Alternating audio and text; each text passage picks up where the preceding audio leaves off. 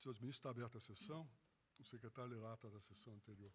Ata da 38ª Sessão Extraordinária, realizada em 17 de dezembro de 2004, presidente do senhor ministro Nelson Jobim, ausente cadamente do senhor ministro Celso Melo, procurador-geral da República, doutor Cláudio Lemos Fonteles, apregoados os seguintes processos: extradições, habeas corpus e inquéritos.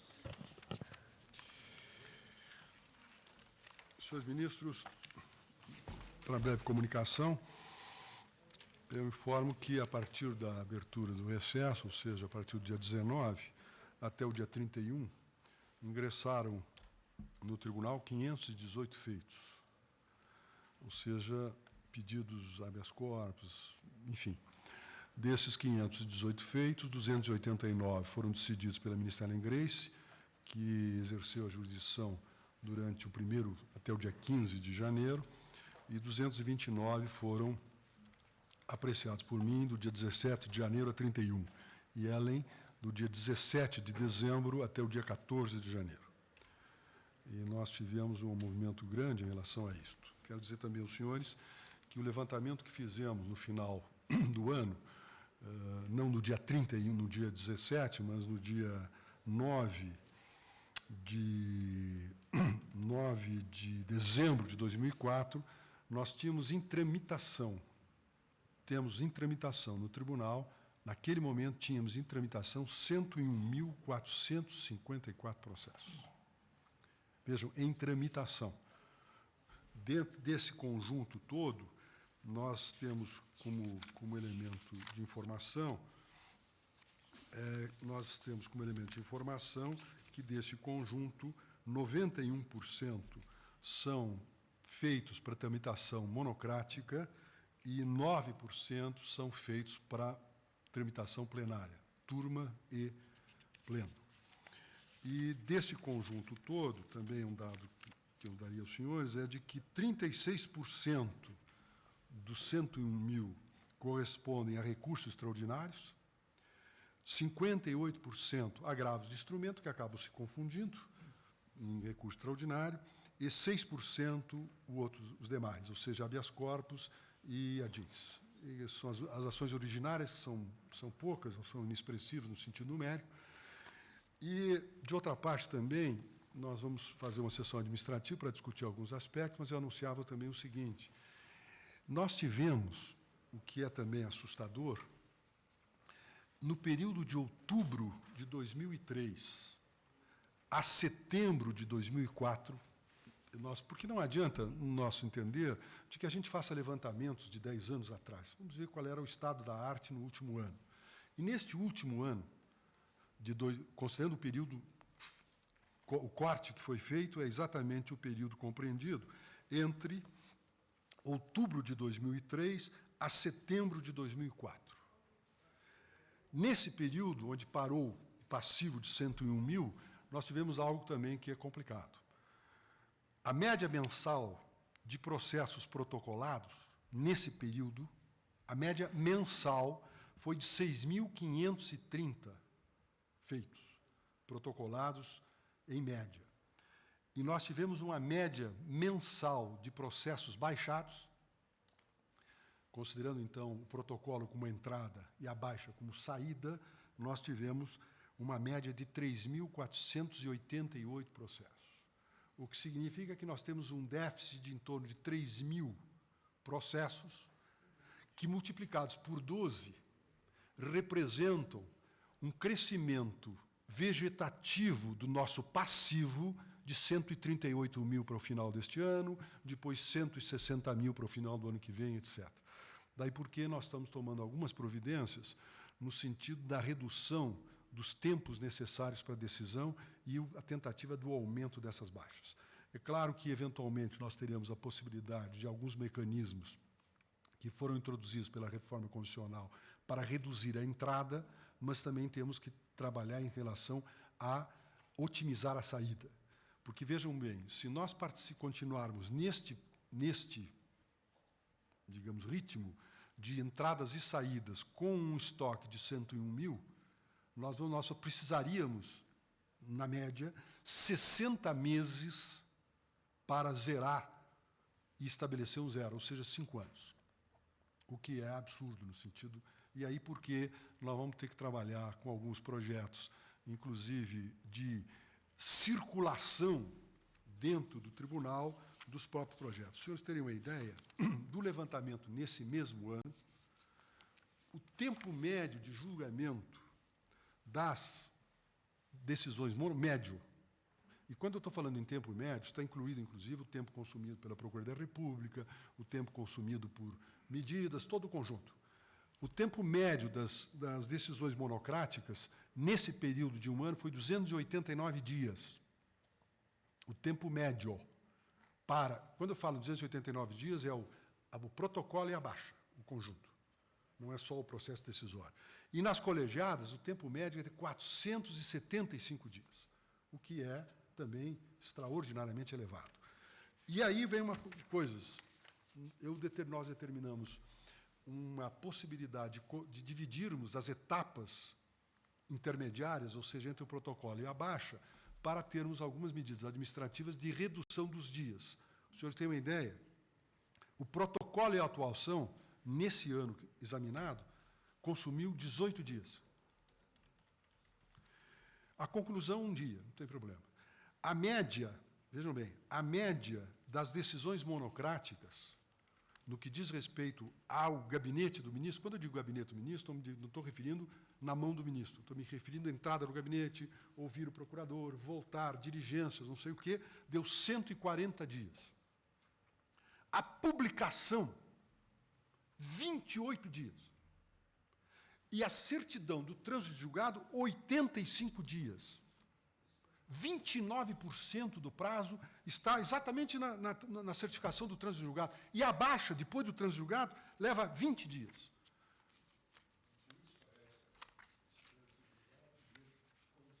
Consumindo a intimação pessoal. Lógico, exato. Então, todos esses levantamentos, eu queria dizer aos senhores que eu estou fazendo, mandei fazer um levantamento, há um instituto que nós contratamos para isso, e nos dá essa preocupação imensa no sentido de nós termos um plano de redução do tempo das etapas. Daí porque vai haver a necessária colaboração do Procurador da República, e nós estamos fazendo uma experiência piloto.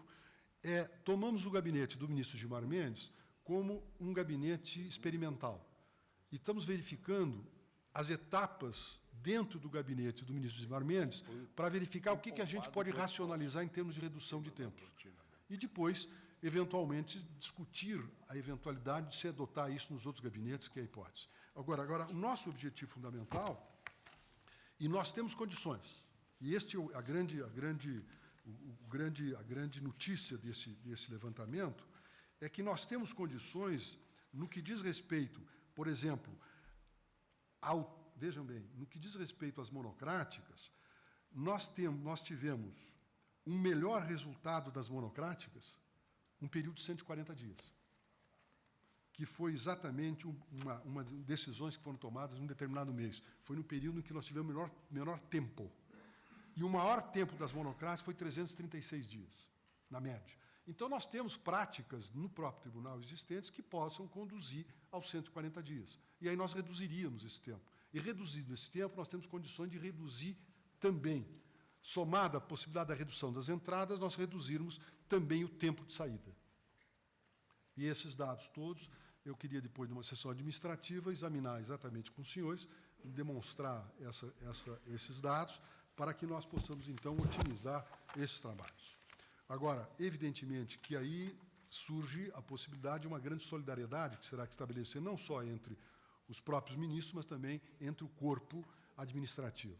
E nós estamos examinando exatamente o problema das etapas. Aquela reforma administrativa que já se fez no início, autorizada pelos senhores, começou a concentrar, e aí nós temos tempos a reduzir. Há possibilidades, considerando os exemplos históricos que nós levantamos neste ano, há a possibilidade, por exemplo, de você reduzir enormemente o tempo do protocolo, que é 18 dias hoje. Médio, nós podemos reduzir isso para 10 dias.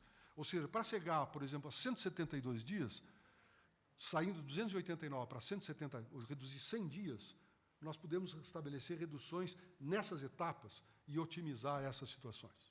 E aí nós teríamos condições de começar a ter uma racionalização maior do trabalho. Esse levantamento, depois eu passaria aos senhores, vou fazer uma exposição lá na Comissão Administrativa e mostrar o que a gente está pensando em fazer para tentar otimizar essas situações. porque agora nós estamos examinando as etapas, ou seja, o que acontece dentro do protocolo, o que acontece no problema do trânsito em julgado, o que acontece dentro dos gabinetes, etc., para a gente conseguir verificar onde a gente pode começar a cortar.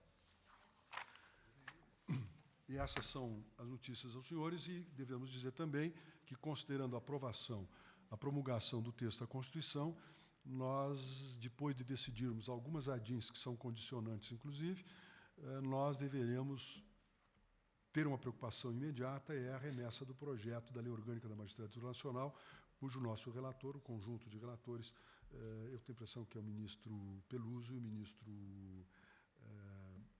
Veloso, que estão trabalhando numa comissão, e o ministro Gilmar, para que nós tenhamos este boneco, o anteprojeto, para enviar ao Congresso Nacional. É bom lembrar de que a nossa preocupação fundamental é lembrar que o processo de votação e o processo de elaboração da lei orgânica é um processo complexo e não significa que o projeto do Supremo importe no afastamento do Supremo dos debates parlamentares posteriores. Então, nós não podemos ter necessariamente um projeto absolutamente pronto. O projeto pronto vai sair na votação do Congresso e nós teremos ações durante o desenvolvimento disso, o que nos facilita, inclusive, para mudar algumas coisas que, eventualmente, possam ocorrer. Senhores ministros, então, vamos iniciar a pauta. E eu chamo, tendo em vista a ordem dos trabalhos, o ministro Eros Grau. Mandato de segurança, 25.090, impetrante Jandir de Moraes Feitosa, impetrado ministro-presidente da primeira Câmara do Tribunal de Contas da União e o coordenador-geral de Recursos Humanos do Departamento de Administração da Agência Brasileira de Inteligência, ABIN. Palavra, Vossa Excelência. Senhor presidente, na verdade, nós temos na pauta, eu sou relator de 6 casos, mas, na verdade, são o mesmo caso, de modo que são 6 mandados de segurança idênticos, de modo que o relatório e voto valem para... Então, eu chamarei os demais e chamo, então, para a votação conjunta, considerando a identidade da matéria, o mandado de segurança 24.997, impetrante Sebastião Pereira Lobo, impetrados os mesmos. Mandado de segurança 25.037, impetrante Carlos Alberto Sarmento, impetrados os mesmos. Mandado de segurança 25.036, impetrante José Luiz Leal dos Santos, os mesmos impetrados. Mandado de segurança 25.015, impetrante Carlos Alberto Neves de Azevedo e os mesmos impetrados. E, por último, desse conjunto, mandado de segurança 25.095, impetrante João Aleixo dos Santos, os mesmos impetrados. Senhor presidente, trata-se de mandado de segurança impetrado contra ato coator do ministro-presidente da primeira Câmara do TCU e do coordenador-geral de Recursos Humanos do Departamento de Administração da Agência Brasileira de Inteligência. Alega o impetrante, militar reformado desde 1979, o direito líquido e certo à percepção dos proventos de aposentadoria de subtenente da Aeronáutica, cumulado com os de desenhista da ABIN, função de natureza técnica, a par do disposto no artigo 99, parágrafo 4º da Constituição do Brasil de 67, bem como do artigo 11 da Emenda Constitucional número 20 de 98. Decorridos 7 anos da concessão do benefício civil por parte da ABIN, aduz o impetrante que a sua situação estaria protegida pelo quinquênio decadencial, previsto no artigo 54 da Lei 9784. Requer liminarmente o restabelecimento dos proventos civis recebidos da ABIN, que, por força da portaria número 108, de setembro de 2004, foram suspensos desde 1º de outubro desse ano. Solicitando os benefícios de preferência na tramitação do feito à luz da Lei 10.173, requer a concessão da segurança para reconhecer a legalidade da acumulação questionada. Presentes o fumo boniures e o perigo mora, foi concedida a medida liminar para suspender os efeitos do acordo número tal, que confirmou o acordo número tal, ambos proferidos pelo Tribunal de Contas da União e da portaria número 108 da ABIN, determinando a intimação dos impetrados para prestar informações no prazo legal. Em sua manifestação, o coordenador-geral da ABIN suscita preliminar de ilegitimidade passiva, já que apenas teria dado cumprimento à decisão proferida pelo TCU. No mérito, informa que não houve qualquer tipo de ato ilegal ou abusivo de autoridade, pois o acordo do TCU dispensou os impetrantes de restituírem as quantias percebidas, determinando, no entanto, que o órgão concedente cessasse o pagamento dos benefícios sob pena de responsabilidade solidária. O presidente da primeira Câmara do TCU defende a legalidade da decisão proferida, alegando carência de ação por parte do impetrante, eis que não existiria direito líquido e certo a ser amparado, pois não há preceito constitucional que autorize a acumulação de proventos de aposentadoria do serviço público. Quanto à matéria de fundo, afirma inexistir violação a direito adquirido e ato jurídico perfeito, bem como rechaça a alegação de decadência administrativa prevista na Lei 9784. A Procuradoria-Geral da República, em parecer, opinou pela ilegitimidade passiva do coordenador-geral do Recursos Humanos da ABIN e, no mérito, pela concessão da segurança, a par do disposto no artigo 93, parágrafo 9 da Constituição de 67, na redação dada pela emenda constitucional número 1 de 69, permitindo a acumulação dos vencimentos do cargo técnico com os proventos da reserva militar, bem como da proteção conferida ao impetrado por força do artigo 11 da emenda constitucional número 20 ao relatório.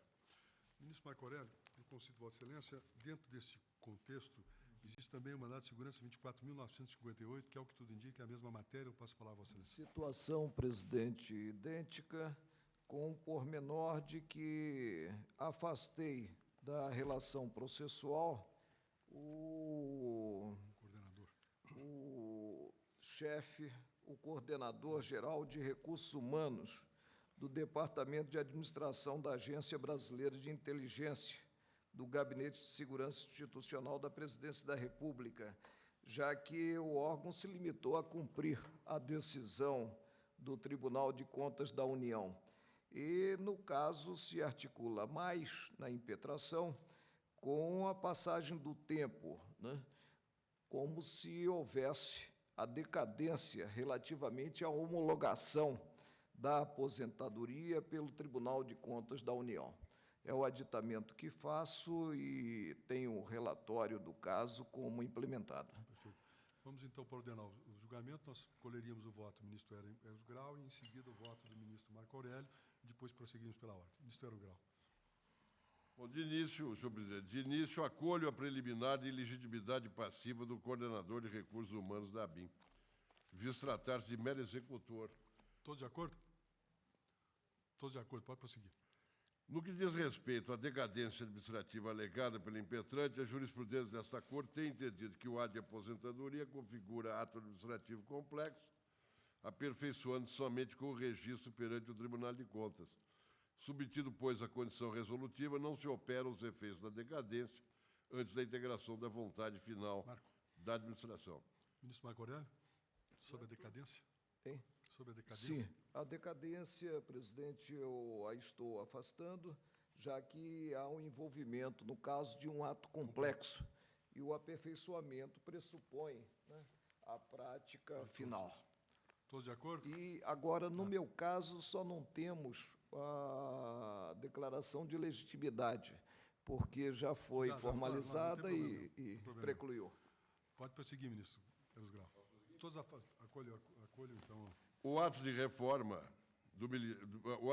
militar do impetrante ocorreu sob a égide da Constituição de 67, na redação da emenda 1, cujo artigo 93, parágrafo 9º, excetuava os militares reformados da reserva de proibição de acumular proventos de inatividade com vencimentos decorrentes de contrato de trabalho para a prestação de serviços técnicos e especializados. Assim, o impetrante foi contratado pela, então, Secretaria de Assuntos Estratégicos da Presidência da República, atual ABIN, sob o regime de CLT para o cargo de desenhista, declarado como de natureza técnica pelo artigo 16, parágrafo único, do decreto número tal, convertidos os empregos em cargos públicos com a extinção do regime jurídico único pela Lei 8.112. Acumulou os proventos decorrentes da reforma militar e os vencimentos correspondentes ao cargo exercido na ABIN até a sua aposentadoria, ocorrida em 77, quando passou a receber os respectivos proventos civis, sendo esta a situação impugnada pelo TCU. A Constituição de 88, em sua redação original, em nenhum momento dispunha sobre a acumulação de proventos no serviço público.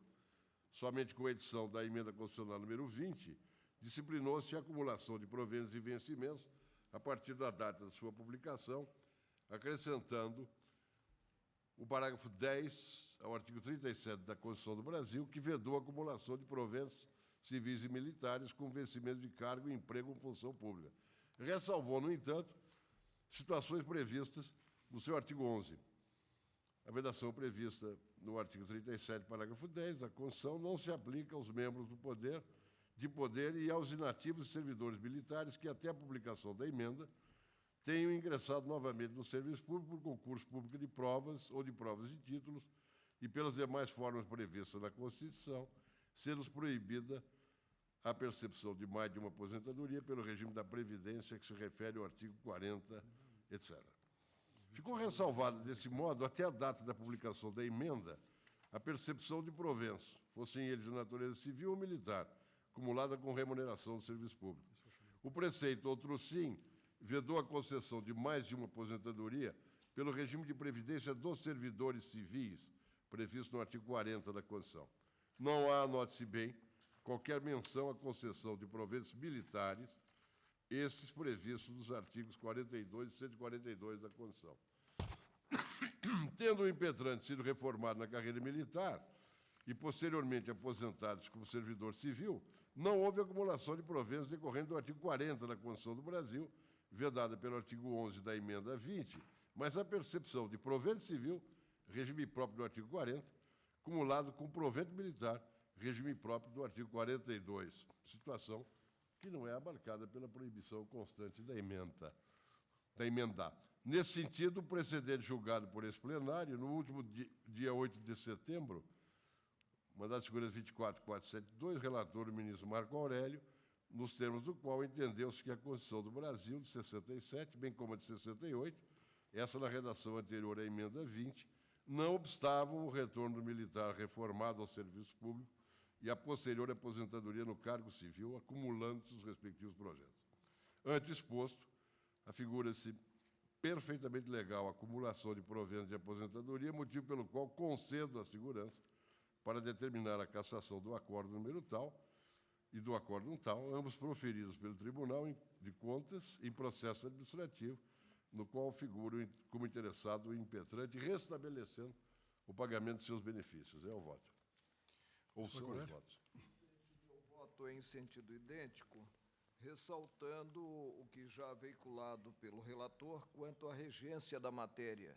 A reforma regida pela Constituição de 1967 e a aposentadoria no cargo civil submetida à Carta de 88 na redação primitiva, na redação inicial. Daí o direito à acumulação. Concedo a ordem. Alguma divergência? Então, a proclamação vale para todos. O tribunal, por unanimidade, concedeu a segurança nos termos do voto do relator, excluído da legitimação passiva o coordenador, salvo o último deles, que já houve essa exclusão, nos primeiros, então, excluído da legitimação o Conselho, o Superintendente de Recursos da Diretoria de Administração,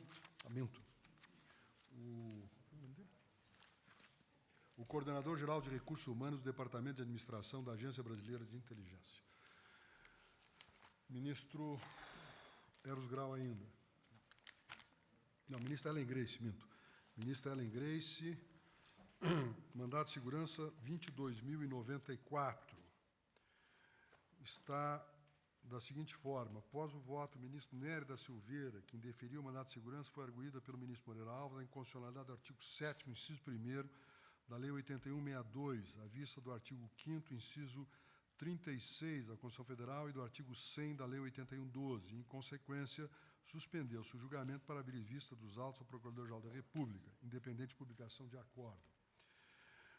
O tribunal, isso foi na sessão plenária de de setembro de 1995, o tribunal determinou a retirada do processo de pauta de plenário em maio de 2002, em face da aposentadoria do relator, bem como sua redistribuição. Então, portanto, vamos reiniciar o julgamento. Presidente, nos termos da ata de folhas 243, após o voto do então relator ministro Nery da Silveira, indeferindo o mandado de segurança, foi arguida pelo excelentíssimo ministro Moreira Alves a inconstitucionalidade do artigo 7º, inciso 1º da Lei 8.162/91, à vista do artigo 5º, inciso 36 da Constituição Federal e do artigo 100 da Lei 8.112/90. O julgamento foi, então, suspenso para que a Procuradoria-Geral da República oferecesse seu parecer. Com a aposentadoria do ministro Nery da Silveira, os autos, então, me foram redistribuídos. Leio o relatório proferido pelo eminente ministro Nery da Silveira. Aspas. Trata-se de mandado de segurança com pedido de medida liminar impetrado por Carlos Eduardo Vieira de Carvalho, servidor aposentado do Conselho Nacional de Desenvolvimento Científico e Tecnológico, sob o regime jurídico da Lei 8.112, de 1990, contra o Tribunal de Contas da União, o CNPq e o Superintendente de Recursos Humanos da Diretoria Administrativa da mencionada autarquia. Alega o impetrante, em resumo, ofensa a direito adquirido por parte do Tribunal de Contas da União e dos demais impetrados, o qual, apreciando para efeito de registro ato concessivo de sua aposentadoria, após cumprida pelas outras autoridades aqui indicadas coatoras, diligência determinada pela Corte de Contas, decidiu pela exclusão, nos cálculos dos proventos, de parcela relativa à vantagem concedida por resolução do CNPq ao tempo em que o impetrante era regido pela CLT, denominada esta de gratificação especial, bem assim o adicional por tempo de serviço no percentual em que fixado, no qual restou incluído, em desarmonia com a citada Lei 8.112, de 90, cômputo de tempo de serviço como seletista. Afirma-se na impetração que aludidas decisões ofenderam direitos adquiridos no curso de mais de 30 anos de serviço público, a pretexto de aplicar regime jurídico superveniente. Requisitadas as informações, vieram aos autos com os expedientes de folhas tais. O Tribunal de Contas, com ofício de folhas tais, instruído com documentação, assinalando ser de observar-se que a primeira Câmara, na sua decisão número 251, ao determinar a devolução do processo em diligência, objetivando a suspensão do pagamento da gratificação especial e a exclusão da parcela de 32% do cálculo dos proventos, computando para fins de anuênios o tempo de serviço prestado sob regime estatutário e revendo, consequentemente, a parcela de vantagem pessoal, harmonizou-se às disposições legais pertinentes à espécie, a nota, as folhas tais. Então, aqui o ministro Nery reproduz as informações do Tribunal de Contas da União. Diz ele depois, nas informações prestadas pelas duas outras autoridades indicadas coatoras, constantes de um único expediente, anotam os impetrados, em preliminar, que se limitaram a dar cumprimento à orientação compulsória externada pelo Colégio Tribunal de Contas da União, não detendo condição outra que não a de meros executores da decisão considerada pela Corte de Contas como adequada à situação examinada por ocasião do registro da aposentadoria. Bem assim, que ocorreu a extinção do direito pelo decurso do prazo decadencial.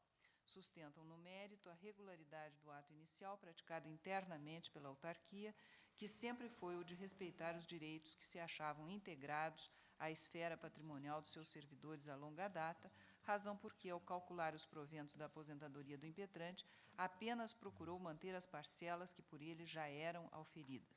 Em despacho zarado a folhas tais, deferi, diz o ministro Nery, a liminar pleiteada, tão só para que o CNPq se abstenha de efetuar na folha de pagamento do impetrante quaisquer descontos relacionados com as vantagens objeto do pedido, até o julgamento final do mandado de segurança. Oficiando no feito, opinou a Procuradoria-Geral da República, no parecer de folhas tais, pela denegação da segurança. Fecho aspas. Suscitada que foi a preliminar de inconstitucionalidade do artigo 7º, inciso 1º, da Lei 8.162, manifestou-se a Procuradoria-Geral da República pela declaração incidental de inconstitucionalidade desse artigo 7º e consequente concessão da segurança. É o relatório. Eu voto.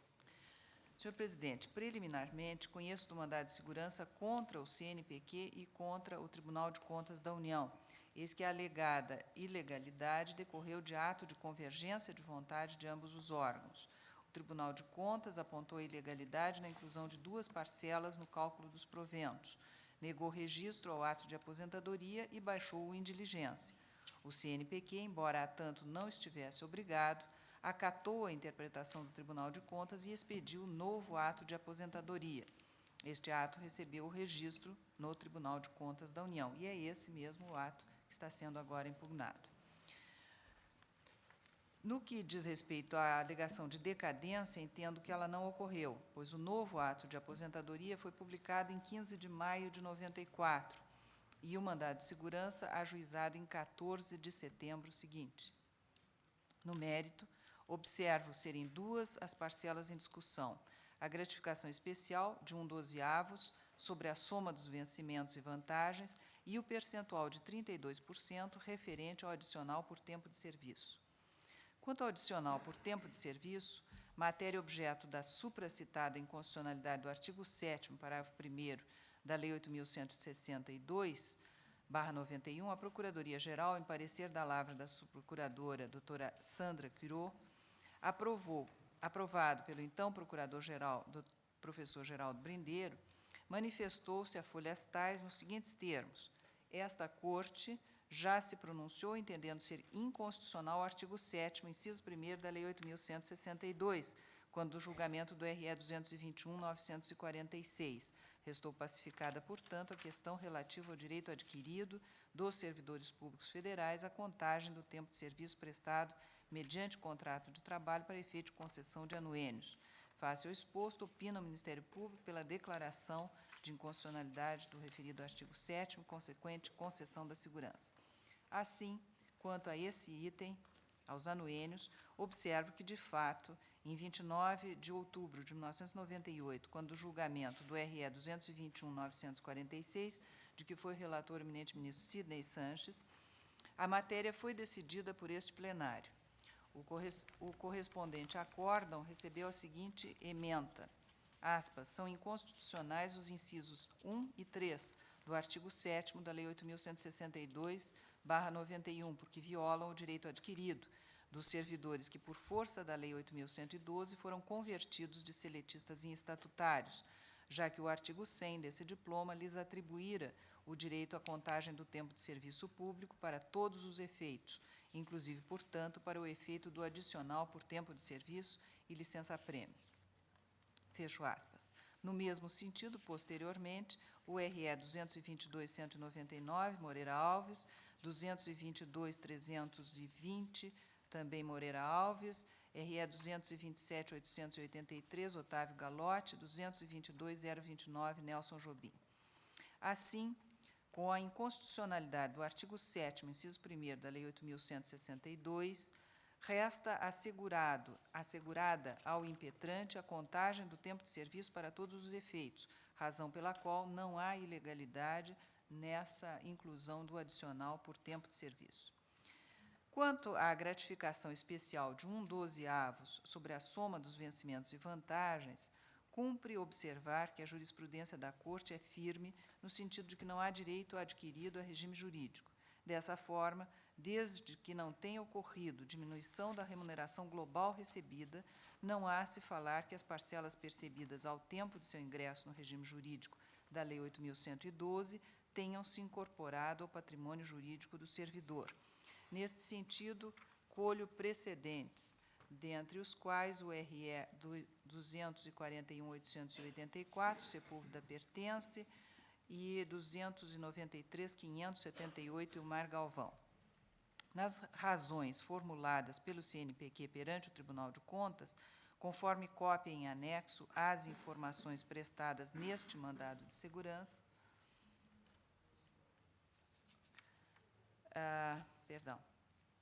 neste mandado de segurança, esclarece a entidade que a aludida gratificação foi instituída no âmbito da Fundação em 9 de 7 de 75, pela Resolução Normativa número 5. Àquela época, em que o regime jurídico dos funcionários era o referente à consolidação das leis do trabalho, consistindo em um salário base a cada ano de serviço. Então, era o 14º salário que eles percebiam enquanto seletistas. Tendo sido a gratificação paga habitualmente de 1975 a 1983, com a edição do Decreto-Lei nº 2100/83 e Decreto 89.253, foi a mesma definitivamente incorporada aos ganhos dos servidores da Fundação. O artigo 7º da Lei 8.162/91 determinou a extinção dos contratos individuais de trabalho em 12 de dezembro de 90, com sua consequente transformação em cargos públicos. Em 28 de maio de 2001, foi concedida, então, a aposentadoria ao impetrante. A portaria tomou o número 88/91, se encontra folhas 33. As parcelas componentes dos proventos estão descritas no documento de folhas 35. Em memorial, ofertado pelo patrono do impetrante, há menção ao fato de que o decesso de remuneração ocasionado pela Lei 8.112 representaria ofensa ao princípio da irredutibilidade de vencimentos, referindo especificamente, quanto ao ponto, um precedente de minha relatoria, o RE 243.349. Ora, se é certo que a determinação do Tribunal de Contas da União em suspender o pagamento da gratificação especial representa a redução dos proventos em relação ao quantum calculado à data da concessão da aposentadoria, não é, todavia, claro nos autos, e nesse ponto a prova documental é deficiente, de que esta supressão tenha representado decesso remuneratório em relação ao último contra-cheque recebido ainda na época da regência da CLT, ou seja, nos termos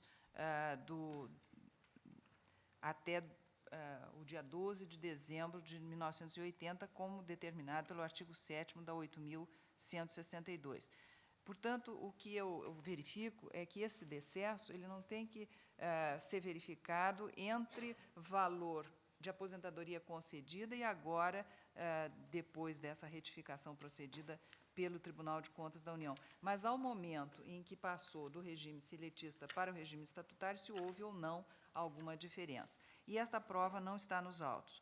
Falta, portanto, conforme digo no voto escrito, o necessário confronto que deveria vir respaldado em devida comprovação documental entre os totais remuneratórios imediatamente antes e imediatamente após a transição do regime jurídico.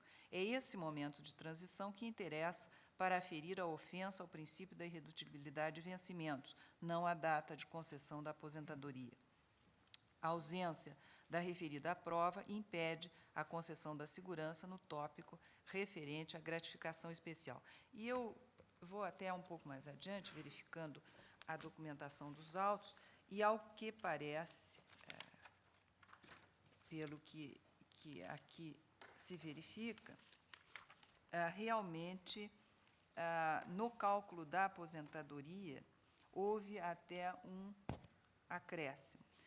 Eu verifico que há uma ficha financeira, folhas 34, que dá um valor total de vencimentos correspondente a 741.746, enquanto que a aposentadoria foi, e as datas são bem próximas, é junho, todas as duas certidões são datadas de junho de 91, dá um total de 901.889, portanto, 741 para 907.889.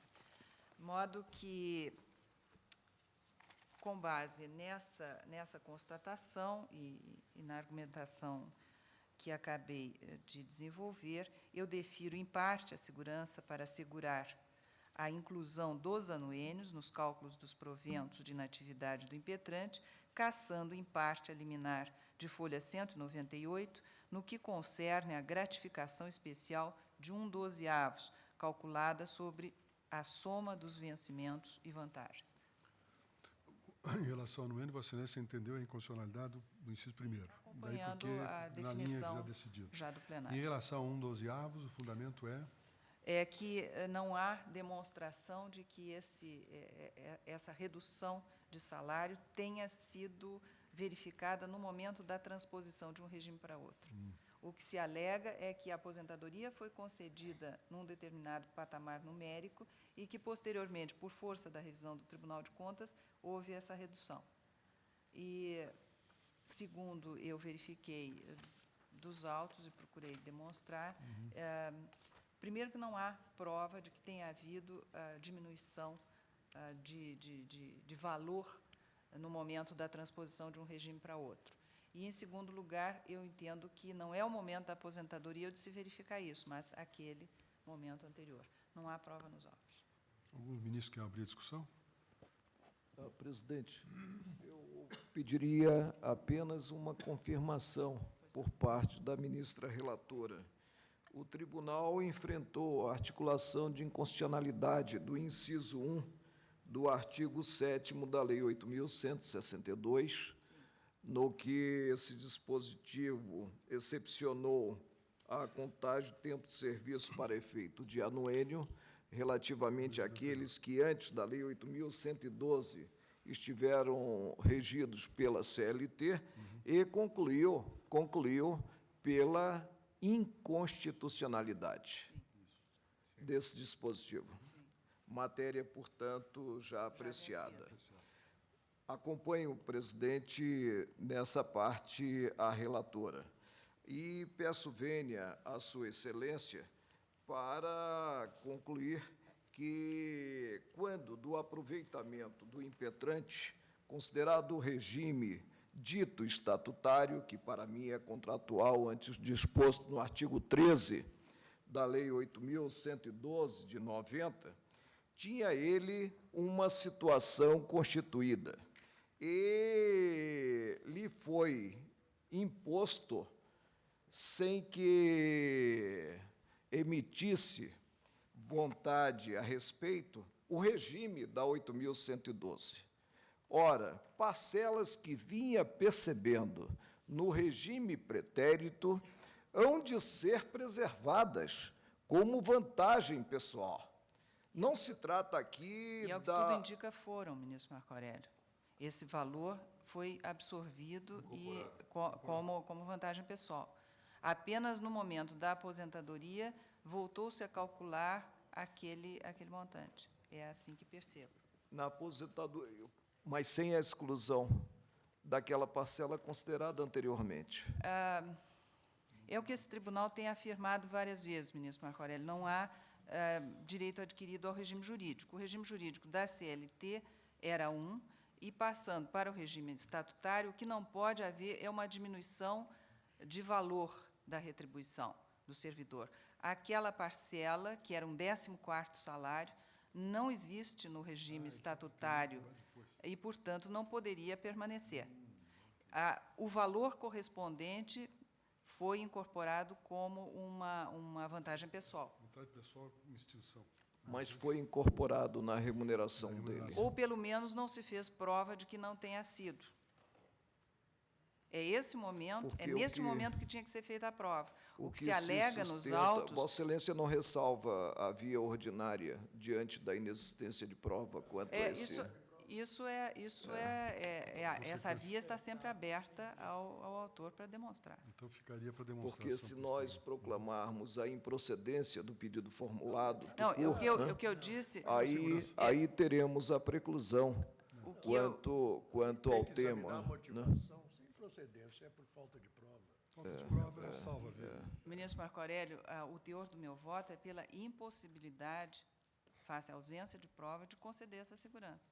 Eu não tenho demonstração nos autos de que, no teria havido momento da decesso. transposição de um regime para outro, tenha havido decesso. Vossa Excelência Presidente, O que se alega sempre é que houve decesso nos proventos, já concedida a o aposentadoria. esclarecimento e a premissa também de que não fica o impetrante sem a via ordinária, eu acompanho a ministra relatora.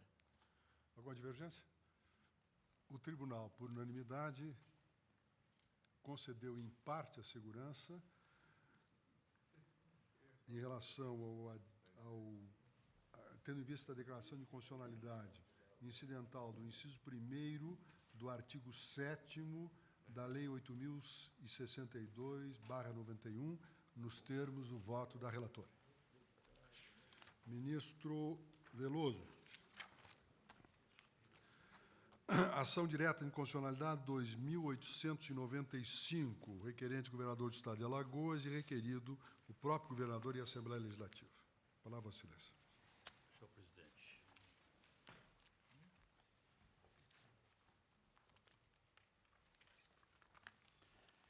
O governador de Alagoas, com fundamento nos artigos tais, propõe ação direta de inconstitucionalidade da segunda parte do artigo 74 da Lei Complementar número 7, redação dada pela Lei Complementar 23, de 2002, ambas daquele Estado. A norma impugnada tem o seguinte teor. O subsídio ao vencimento do cargo em comissão de Procurador-Geral do Estado será fixado em valores idênticos dos secretários de Estado, não podendo os procuradores de Estado de quarta classe perceber subsídio ao vencimento inferior ao atribuído ao do cargo de Procurador-Geral, nem superior ao subsídio ao vencimento previsto no inciso 11 do artigo 37 da Constituição Federal. Alega o autor, em síntese, a ofensa ao artigo 37, inciso 13º da Constituição, dado que o dispositivo impugnado promove a equiparação entre o cargo de Procurador-Geral e a quarta classe da carreira de Procurador do Estado de Alagoas, bem como estabelece vinculação imediata entre os demais cargos da carreira, mencionada por força do disposto no artigo 75 da Lei Complementar Alagoana, número 17, ao dispor que os cargos de procuradores de Estado terão vencimentos fixados com diferença não superior a 10% de uma para outra classe da carreira. Sobre o tema, esta Corte já se manifestou no julgamento da ADIM 1714 do Amazonas. Contrariedade ao artigo 169 da Constituição Federal, uma vez que inexiste prévia dotação orçamentária e autorização específica na Lei de Diretrizes Orçamentárias, etc. A presente ação ADIM tem por finalidade a declaração de inconstitucionalidade apenas da parcela do artigo 74 da Lei Estadual 717, que dispõe não podendo os procuradores de Estado de quarta classe perceber subsídio ao vencimento inferior ao atribuído ao cargo de Procurador-Geral, nem superior ao subsídio ao vencimento previsto no inciso 11 do artigo 37 da Constituição Federal, restando incólume a primeira parte do artigo ora impugnado. Vieram as informações. Aliás, solicitamos informações à Assembleia Legislativa do Estado de Alagoas, que não as prestou.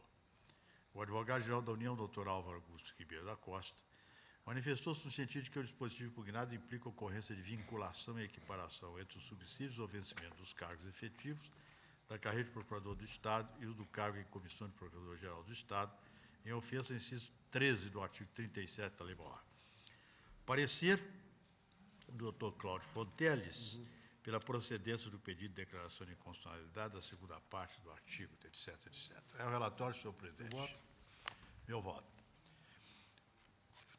Sustenta-se a inconstitucionalidade da segunda parte do referido artigo 74 da Lei Complementar número 7, de 91, que assim dispõe, não podendo os procuradores de Estado de quarta classe perceber subsídio ao vencimento inferior ao atribuído ao do cargo de Procurador-Geral, nem superior ao subsídio ao vencimento previsto no inciso 11 do artigo 37 da Constituição Federal. Não há dúvida de que esse tal dispositivo é inconstitucional, frente ao disposto no artigo 37 e 13 da Constituição Federal, que veda a vinculação ou equiparação de quaisquer espécies remuneratórias para o efeito de remuneração de pessoal do serviço público. É que o dispositivo legal impugnado vincula os subsídios ou vencimentos dos cargos efetivos de procuradores de Estado de quarta classe aos de Procurador-Geral, ademais tendo em vista o disposto no artigo 75 da Lei Complementar Estadual número 7, de 91, redação da Lei Complementar número 23, de 2002, os vencimentos de todos os outros cargos das demais classes da carreira de Procurador de Estado ficam vinculados aos vencimentos do Procurador-Geral do Estado, devido à diferença não superior a 10% de uma classe para outra, bem registra o Ministério Público Federal. E aí, Vossa Excelência conclui pela inconstitucionalidade. Exatamente, presidente. Então, cito jurisprudência e... Agora tem uma questão. É que, digo eu, Tá. é que também a primeira parte do citado artigo 74 da Lei Complementar número 7, redação da Lei Complementar 23, ambas do Estado de Alagoas, é inconstitucional, como bem observa o Ministério Público Federal, que, entretanto, por não ter sido arguída a inconstitucionalidade dessa primeira parte do artigo 74, entende que a inconstitucionalidade não pode ser declarada. Então, eu transcrevo a opinião, o parecer e digo, tem razão o eminente procurador, é que não ocorre no caso, o fenômeno da inconstitucionalidade por arrastamento ou por atração. Por isso que a primeira parte do artigo 74 tem vida própria. No direito constitucional português, a questão é posta sob o ponto de vista da admissibilidade da declaração de inconstitucionalidade consequente de normas não impugnadas. Carlos Blanco de Moraes, Justiça Constitucional, etc., etc. Leciono esse mestre português que tem-se, em tal caso, inconstitucionalidade consequente que opera em cascata através da propagação da relação de desvalor de uma norma principal para as normas dela dependentes. Registra que o artigo 51 da Lei do Tribunal Constitucional, à luz do princípio do pedido, determina que o mesmo tribunal, em sede de fiscalização abstrata sucessiva, só possa declarar a inconstitucionalidade de norma cuja apreciação tenha sido requerida. Entretanto, acrescenta que, em casos em que uma norma principal tenha sido previamente julgada inconstitucional e seja depois impugnada por via principal, uma norma dela dependente, precisamente em razão da relação de instrumentalidade que guardaria com a primeira, o tribunal tem procedido à declaração de inconstitucionalidade consequente da segunda. Também o Supremo Tribunal Federal, senhor presidente, no controle concentrado, fica condicionado ao princípio do pedido. Todavia, quando a declaração de inconstitucionalidade de uma norma afeta um sistema normativo dela dependente, ou em virtude da declaração de inconstitucionalidade, normas subsequentes são afetadas pela declaração. A declaração de inconstitucionalidade pode ser estendida a estas, porque é ocorrente o fenômeno da inconstitucionalidade por arrastamento ou atração.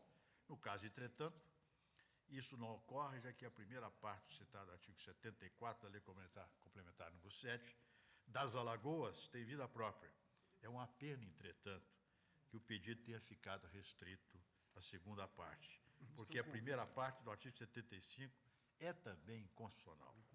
Do expor, julgo procedente a ação e declaro a inconstitucionalidade da segunda parte do artigo 75 da Lei Complementar número 7, da Lei Complementar número 7, de 91, com a redação da Lei Complementar 23, de 2002. Ambas do Estado das Alagoas. Curiosamente, o artigo 74, a primeira parte, também estabeleceu a vinculação. Porque se o procurador fica na quarta parte... Nós já examinamos caso de cargo idêntico do Estado do Rio de Janeiro.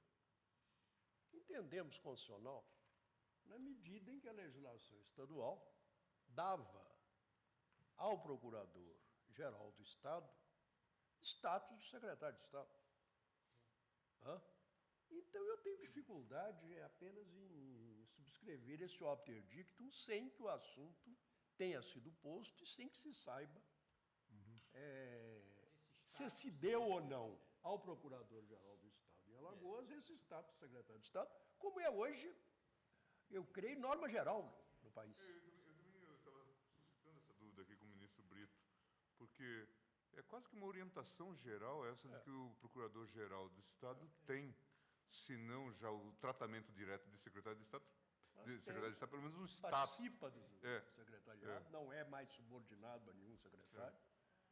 Isso nós examinamos em relação ao Estado do Rio, em que havia elementos bastantes para afirmar isso. Era apenas um secretário de Estado com a denominação especial. Em relação à primeira parte. Em relação à primeira parte. Porque o eminente relator, na base do parecer da Procuradoria, afirma a inconstitucionalidade. E, embora não a declarando, eu quero deixar claro que não me comprometo com isso. Mas que, na verdade, eu iria apontar uma divergência. Se, de fato, houvesse a vinculação nessa acepção, eu acho que era de se acolher a declaração de inconstitucionalidade, porque estariam de tal forma imbricadas que é muito difícil ser estrito no pedido a esse ponto. Acho que aí eu abriria uma divergência. Mas eu também estou com... Provavelmente a omissão terá sido eloquente. Não, e depois Porque o Procurador-Geral do Estado tem o status de secretário. Mas observa bem, o curioso aqui é o seguinte, é de que o subsídio do procurador-geral, a primeira parte diz, é valor idêntico ao secretário. A segunda parte diz o seguinte, já os procuradores de Estado de quarta classe fez equiparação. Procurador-Geral da Não última pode ser classe inferior ao E procurador-geral. o escalonamento vertical. Aí Então, tudo é inconstitucional. aí puxou tudo. Então, aqui no caso, a inconstitucionalidade está nesse sentido. Todos de acordo? Todos de acordo? O tribunal, por unanimidade, julgou procedente a ação e declarou inconstitucional no artigo 74 da Lei Complementar número 7/91, com a redação dada, que lhe deu a Lei Complementar 2306, a seguinte expressão, para ficar claro, né? Aspas, não podendo os procuradores de Estado de quarta classe perceber subsídio ou vencimento inferior ao atribuído ao cargo de procurador-geral, nem superior ao subsídio ou vencimento previsto no inciso 11 do artigo 37 da Constituição Federal. Nós estamos declarando que a aplicação do teto é inconstitucional. Não, aqui é... Bom, é verdade. A parte final não... Será fixado em valores idênticos ao secretário de Estado. Nem superior ao subsídio. Esse é o teto. Que é o teto. Então ficaríamos até aquela expressão, até o exatamente. nem. É só. De acordo? De acordo. Então, eu repito. Nem superior ao subsídio. É o que aí diz que... Vencimento previsto Aí no o teto. inciso 11. É o Aí o teto. teto. Nem Evidente. superior. Nem superior. Por que que Essa é seria? inconstitucional. Inconstitucional. Inconstitucional como, ministro? Nem superior. É o teto. O 11 é o Pois é. teto. Nem superior. Pode ter superior ao teto. Não pode ser Pois é. superior. Então é Então, constitucional. qual é a inconstitucionalidade disso? É Nem constitucional. superior ao subsídio ou vencimento previsto no constitucional. inciso Está 11 do mandando artigo respeitar o 37. teto. É um bis em idem. Ok? Está simplesmente afirmando Ah, algo. lógico. Então não podemos declarar inconstitucionalidade disso. Vamos declarar, mas isso não tem dúvida. Bom, então vamos ficar com a parte primeira, então. Perfeito? Ok? Deixamos fora o nem superior. Então declaramos a inconstitucionalidade. É uma lógica Retifico. de todo esse Declara a inconstitucionalidade a expressão, aspas, não podendo os procuradores de Estado de quarta classe perceber subsídio ou vencimento inferior ao atribuído ao cargo de procurador-geral, fecha aspas. Ok? Ministro Eros Grau. Medida cautelar em ação direta de inconstitucionalidade 3339. Pernambuco, requerente Procurador-Geral da República, requerido Tribunal Regional do Trabalho da 6ª Região. Senhor presidente, o Procurador-Geral da República propõe a presente ação direta com pedido de medida cautelar, no qual requer seja suspensa a eficácia do caput do artigo 2º da Resolução Administrativa número 7 do TRT da 6ª Região, que dispõe, aspas, sobre o horário de funcionamento das unidades judiciárias e administrativas do Tribunal Regional do Trabalho da 6ª Região, cujo teor é o seguinte. Artigo 2º. Compete ao excelentíssimo senhor juiz fixar a jornada de trabalho dos servidores de sua unidade judiciária, observando-se o horário de expediente mencionado no artigo anterior. Aduz o requerente haver violação ao princípio da legalidade, artigo 5º, 2, artigo 37, ambos da Constituição do Brasil. Sustenta a afronta ao disposto no artigo 61, parágrafo 1º, inciso 2, a linha C, também da Constituição, que define ser de iniciativa privativa do chefe do Poder Executivo leis ordinárias ou complementares concernentes ao regime jurídico dos servidores, ressaltando que o trecho regime jurídico dos servidores públicos, conforme entendimento desta Corte, corresponde ao conjunto de normas que disciplinam os diversos aspectos das relações estatutárias ou contratuais, mantidas pelo Estado e seus agentes, entre os quais está compreendida, evidentemente, a jornada de trabalho. Aponta precedente em que essa Corte firmou que a disciplina da jornada de trabalho do servidor público de qualquer dos poderes e, portanto, inclusive do Poder Judiciário, integra o regime jurídico desse servidor, só podendo ser objeto de lei e não de resolução do Tribunal de Justiça, e lei de iniciativa do chefe do Poder Executivo. A de 2308, Moreira Alves. Destaca ainda que o preceito da Constituição do Brasil violado, vale dizer o artigo 61, parágrafo 1º, consoante jurisprudência desta Corte, deve ser aplicado também na esfera estadual. Assim, não poderia o TRT fixar, por meio de resolução, jornada de trabalho de servidores, nem mesmo atribuir a competência aos juízes que o compõem para fazê-lo no âmbito de suas circunscrições judiciais. Perdão. Prossegue salientando ser plenamente viável o controle de constitucionalidade abstrato, exercido com relação a ato administrativo de cunho normativo, embora de caráter autônomo, como ocorre na hipótese da presente ação, no qual se hostiliza a resolução, que, conforme afirmado pelo requerente, não tem por escopo a regulamentação de qualquer lei. A inicial enfatiza que, da leitura do preceito impugnado, verifica-se a sua inconstitucionalidade material, porquanto são conferidos poderes aos juízes para a fixação de jornada de trabalho dos servidores. Ponto. O requerente alega, por fim, que o dispositivo em questão é tanto formal quanto materialmente inconstitucional, salientando a presença do fumus boniuris, assim como do perigo in mora, pressupostos que legitimariam o deferimento da cautelar. É o relatório. O requerente objetiva a concessão de medida cautelar com eficácia ex tunc e a consequente suspensão do dispositivo acima transcrito, ressaltando a presença dos requisitos indispensáveis à medida. Sustenta o artigo 2º da Resolução Administrativa, sustenta que o artigo 2º da Resolução Administrativa afronta a Constituição Federal, já que a jornada de trabalho dos servidores daquele tribunal foi alterada mediante resolução. E verifico que a matéria em análise já passou pelo crivo desta Corte. Há precedentes nos quais restou assentado que compete ao chefe do Poder Executivo a iniciativa de lei concernente ao regime jurídico do servidor público. Foi declarada não só em uma oportunidade, a inconstitucionalidade do ato do próprio tribunal, ou mesmo de lei cuja iniciativa não seja do chefe do Executivo e que tenha como conjunto o regime de servidor público, dos servidores públicos. Estou citando aqui parte da jurisprudência. Verifica-se, na hipótese, a configuração de vício de inconstitucionalidade formal ao Tribunal Regional do Trabalho da 6ª Região, assim como aos demais, não compete instituir jornada de trabalho de seus servidores. Essa competência é conferida pela Constituição aos chefes do Poder Executivo Federal, Estadual e Municipal. Assim, a resolução hostilizada padece de vício de iniciativa e constitucionalidade formal. Examinando consequência análoga, o plenário concedeu, na ADI 2308, em abril de 2001, medida cautelar com base na fundamentação do relator ministro Moreira Alves, cujos termos eu transcrevo. Diante da excepcional urgência do caso, concedo o pedido de medida cautelar para suspender com efeitos ex nunc a eficácia do caput do artigo 2º da Resolução Administrativa até o julgamento do mérito da presente ação. Voto. Ministro Joaquim Barbosa. Presidente, uma ponderação, Pois não, você. ministra, é o prejuízo?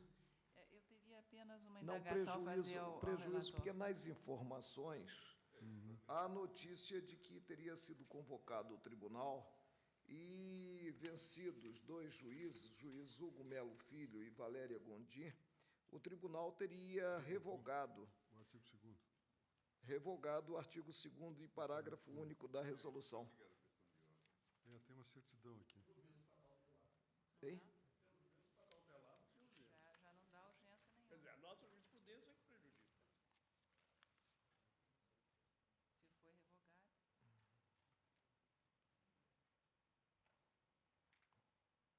Se foi revogado. Com dois votos contra. É uma certidão nos autos, é uma certidão. Realmente.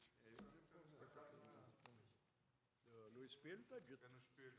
O dispositivo foi revogado quando a ciência do ajuizamento da ADI. Quando tomaram ciência da DIN, eles revogaram. Eu até trouxe uma questão de ordem na DIN 1244, que pende de vista, acho, da ministra Ellen Grace, propondo que, em casos como esses, nós prosseguíssemos no julgamento. E a Justiça do Trabalho tem sido useira e vezeira na feitura deste tipo de prática. Houve um caso só, né? Não, esses casos do TRT, este caso é do TRT de Campinas, mas acho que houve reprodução. Eu acho o É o contrário. primeiro caso sobre horário, né? O próprio juiz. Sim, sobre revogação, sim.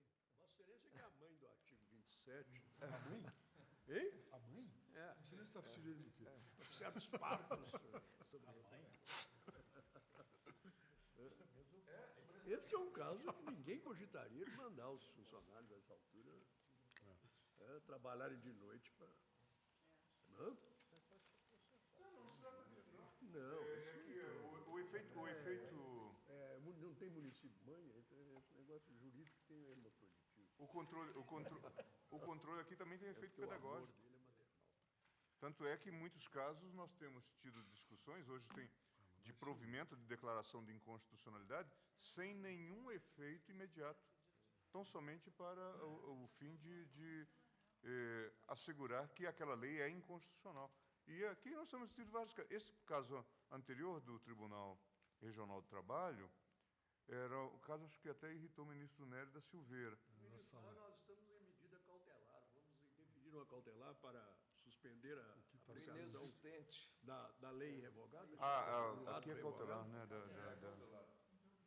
né? Você sustenta a Presidente, eu peço vênia para assentar o prejuízo do pedido formulado na inicial ante as informações prestadas. Ministro relator?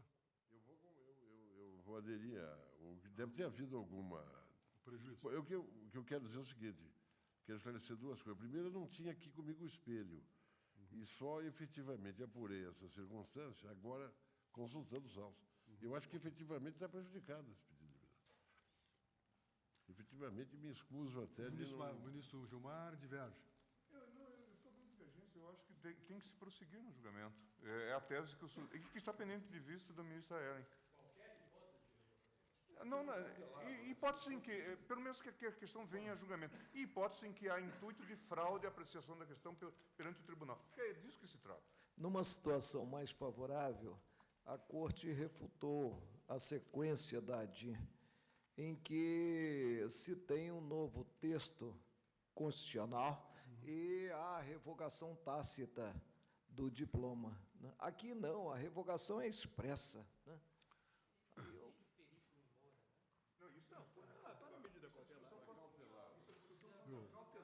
Quanto a cautelar. Conselho Nacional de Justiça. Presidente, eu queria esclarecer que a minha concordância com o ministro Marco Aurélio no que tange a cautelar. Ah, Vossa Excelência manteria Não, no que para... tange a cautelar, sim. Agora vamos julgar cautelar.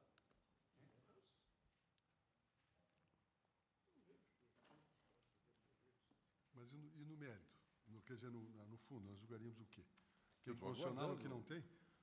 Eu estou aguardando a questão levantada pelo ministro Gilmar.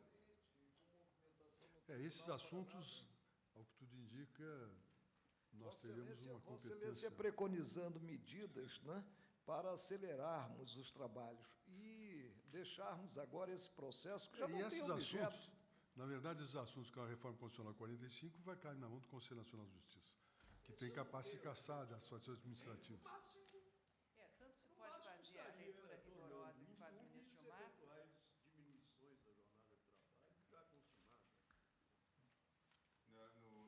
No caso anterior dessa Nem tem um reflexo. No caso a que me referi, houve a revogação e a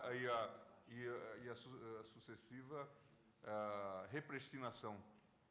Depois o tribunal estimulou até mesmo, houve até uma liminar aqui, acho que numa reclamação, porque alguns juízes buscaram, em nome da associação, uma ação coletiva perante um juiz federal. Portanto, na verdade, é um quadro todo... Aqui nós não temos nenhum elemento.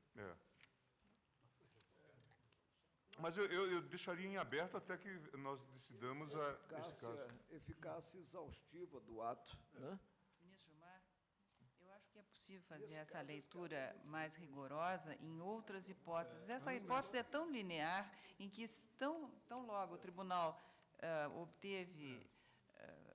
recebeu o pedido de informações do Supremo Tribunal Federal, imediatamente verificou que realmente não era de ser mantido o dispositivo e o revogou.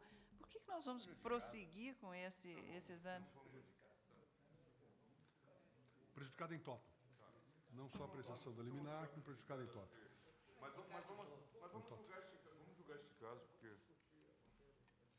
E aí, depois, no momento oportuno, nós examinamos nós temos este caso. Que esse caso aqui não se justifica. Então, nós consideramos prejudicado em toto. O tribunal, por unanimidade, entendeu prejudicada a ação, tendo em vista a revogação do ato atacado pelo tribunal de origem. Ministro Joaquim Barbosa. Senhores, nós vamos entrar agora na pauta suplementar, considerando que a nossa pauta do dia está consumida, e lembre-se que nós fizemos uma pauta suplementar de casos menores, exatamente para preencher os espaços. Eu sugeria, então, que nós encerrássemos alguns que eu disponho da pauta suplementar e encerrássemos depois a sessão. Ministro Joaquim Barbosa, agravo regimental no mandato de segurança 24.957, Ironbras, Indústria e Comércio, agravante, agravado, Tribunal de Justiça de Minas Gerais. Presidente, trata-se de mandato de segurança, com pedido liminar, impetrado pela Ironbras, Indústria e Comércio, contra ato omissivo do Tribunal de Justiça do Estado de Minas Gerais. Afirma a impetrante que o Tribunal de Justiça, aspas, se omitiu e ou recusou a estender prestação jurisdicional tutelar, ferindo o direito líquido e certo da impetrante quando deixou de aplicar os dispositivos legais pertinentes, denegando liminar para determinar a suspensão do processo de concordata preventiva convolada em falência da impetrante. As folhas 365, eu neguei seguimento ao mandamos nos seguintes termos, aspas, a jurisprudência dessa Corte é pacífica no sentido de que o Supremo Tribunal Federal não detém competência para apreciar mandados de segurança impetrados contra atos dos tribunais de justiça. A matéria foi recentemente sumulada nos seguintes termos. É a súmula 624. Inconformada, a impetrante interpôs o agravo regimental. Vossa Excelência, né? E eu estou negando provimento. O tribunal, por unanimidade, negou provimento ao agravo nos termos do voto relator. Ministro Marco Aurélio. Agravo regimental na reclamação 2693, agravante Felipe Gomes Bittencourt e outro, agravados STJ e Departamento Autônomo de Estradas e Rodagens do Rio Grande do Sul, DAER. Presidente, por meio da decisão de folha 174, neguei seguimento ao pedido consignando reclamação, inadequação, negativa de seguimento de pedido formulado.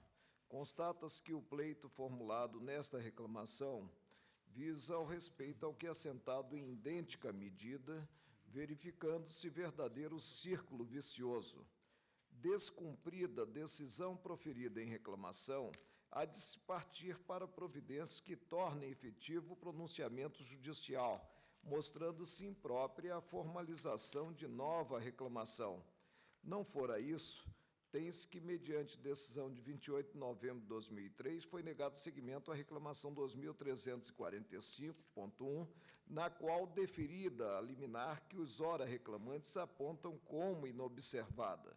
Assim, ultrapassado o primeiro óbice, surgiria, de qualquer forma, a perda de objeto do pedido. Arquive-se. Na peça de folha 182 a 184, os agravantes insistem no alegado desrespeito à autoridade da decisão proferida na reclamação 2345 da relatoria do ministro Nelson, de Vossa Excelência, presidente. Sustentam que, naquele processo, restou mantido o sequestro determinado pelo Tribunal de Justiça do Estado do Rio Grande do Sul, tendo o Departamento Autônomo de Estradas de Rodagem do Rio Grande do Sul, então, ajuizado a ação cautelar no Superior Tribunal de Justiça e logrado alcançar a sustação do sequestro ao relatório. Voto. Presidente, conheço, né, do agravo. O agravante não procurou infirmar os dois fundamentos da decisão atacada e que se mostram intangíveis. O primeiro a revelar a impropriedade da sobreposição de medidas, reclamação para preservar a autoridade de pronunciamento formalizado em outra reclamação. O segundo ligado à circunstância se haver negado seguimento à reclamação evocada, ou seja, de número 2.345, por sinal ajuizada pelo Departamento Autônomo de Estradas de Rodagem, e não pelos agravantes. Desprovejo o agravo. Alguma divergência? O Tribunal, por unanimidade, negou provimento ao agravo nos termos do voto relator, ministro Gilmar Mendes. Reclamação 2594, reclamante Gislaine Aparecida Guarnieri, reclamado juiz federal da 5ª Vara da Seção Judiciária do Rio Grande do Norte. Presidente, parecer da Procuradoria-Geral da República assim relata a controvérsia. Trata-se de reclamação com pedido de liminar, ajuizada por Gislaine Aparecida Guarnieri, em face da decisão proferida pelo juiz federal da 5ª Vara da Seção Judiciária do Rio Grande do Norte, que determinou a busca e apreensão de diversos bens, seus contrariando o determinado na extradição 893, que tramita em desfavor de Manfred Landgraf. Segundo a reclamante, seu companheiro, por essa decisão, todos os bens que estivessem na posse do extraditando deveriam ser apreendidos. No entanto, alguns dos bens da reclamante, inclusive uma das contas bloqueadas, também foram apreendidos pela Polícia Federal. Daí a desobediência à decisão proferida pelo citado pleito extradicional. Aduz a reclamante que impõe-se, pois, o julgamento da procedência da presente reclamação por 2 aspectos. Primeiro, em razão do ato judicial aqui atacado ter desconsiderado a veneranda determinação proferida pelo ministro Gilmar Mendes nos autos da extradição 893, a qual determinou tão somente a apreensão dos bens na posse do extraditando. Segundo, em razão do ato judicial aqui atacado não ter levado em consideração o pedido da reclamante da restituição de seus bens e o juízo de início dizer-se competente para apreciar a matéria e depois julgar-se incompetente. Pleiteia assim a reclamante a cassação da decisão do juiz federal da 5ª Vara da Seção Judiciária do Rio Grande do Norte e os bens que encontram em seu nome, bem como o desbloqueio de sua conta bancária. O pedido liminar foi indeferido, as informações foram prestadas pela autoridade reclamada, o parecer é pela improcedência da reclamação, é o relatório.